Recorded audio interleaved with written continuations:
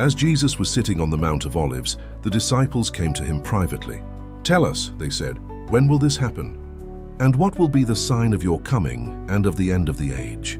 Jesus answered, "Watch out that no one deceives you. For many will come in my name, claiming I am the Messiah, and will deceive many. You will hear of wars and rumors of wars, but see to it that you are not alarmed. Such things must happen, but the end is still to come. Nation will rise against nation, and kingdom against kingdom. There will be famines and earthquakes in various places. All these are the beginning of birth pains. Then you will be handed over to be persecuted and put to death, and you will be hated by all nations because of me. At that time, many will turn away from the faith and will betray and hate each other, and many false prophets will appear and deceive many people. Because of the increase of wickedness, the love of most will grow cold, but the one who stands firm to the end will be saved.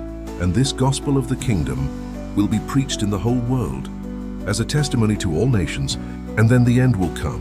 So when you see standing in the holy place the abomination that causes desolation, spoken of through the prophet Daniel, let the reader understand. Then let those who are in Judea flee to the mountains. Let no one on the housetop go down to take anything out of the house. Let no one in the field go back to get their cloak. How dreadful it will be in those days for pregnant women and nursing mothers. Pray that your flight will not take place in winter or on the Sabbath, for then there will be great distress, unequaled from the beginning of the world, until now, and never to be equaled again. If those days had not been cut short, no one would survive. But for the sake of the elect, those days will be shortened. At that time, if anyone says to you, 'Look, here is the Messiah,' or 'There he is,' do not believe it. For false messiahs and false prophets will appear and perform great signs and wonders to deceive, if possible, even the elect. See, I have told you ahead of time. So if anyone tells you, 'There he is out in the wilderness,' do not go out. Or, 'Here he is in the inner rooms,' do not believe it. For as lightning that comes from the east is visible even in the west, so will be the coming of the Son of Man. Wherever there is a carcass, there the vultures will gather. Immediately after the distress of those days, the sun will be darkened, and the moon will not give its light. The stars will fall from the sky, and the heavenly bodies will be shaken. Then will appear the sign of the Son of Man in heaven, and then all the peoples of the earth will mourn when they see the Son of Man coming on the clouds of heaven with power and great glory.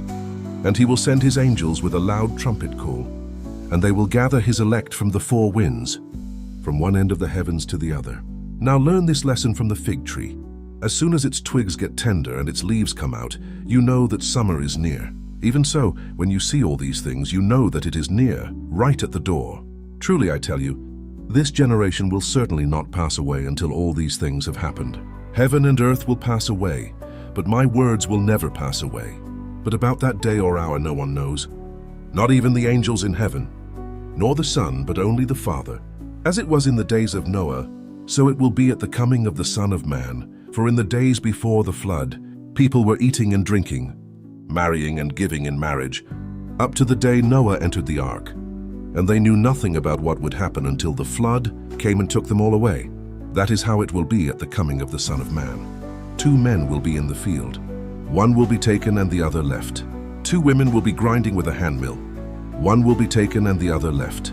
Therefore keep watch, because you do not know on what day your Lord will come. But understand this, if the owner of the house had known at what time of night the thief was coming, he would have kept watch and would not have let his house be broken into. So you also must be ready, because the Son of Man will come at an hour when you do not expect him. Who then is the faithful and wise servant, whom the master has put in charge of the servants in his household to give them their food at the proper time? It will be good for that servant whose master finds him doing so when he returns. Truly I tell you, he will put him in charge of all his possessions. But suppose that servant is wicked and says to himself, "My master is staying away a long time," and he then begins to beat his fellow servants and to eat and drink with drunkards.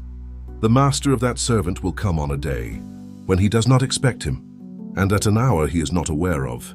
He will cut him to pieces and assign him a place with the hypocrites, where there will be weeping and gnashing of teeth. Matthew 24:351 NIV.